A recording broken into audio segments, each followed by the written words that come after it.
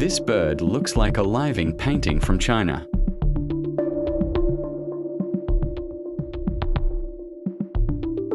It's called the golden pheasant, an exotic bird with stunning golden and scarlet plumage.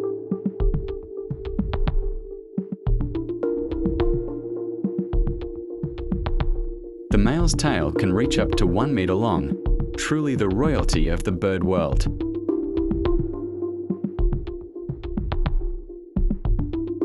In China, this bird is a symbol of good luck and prosperity.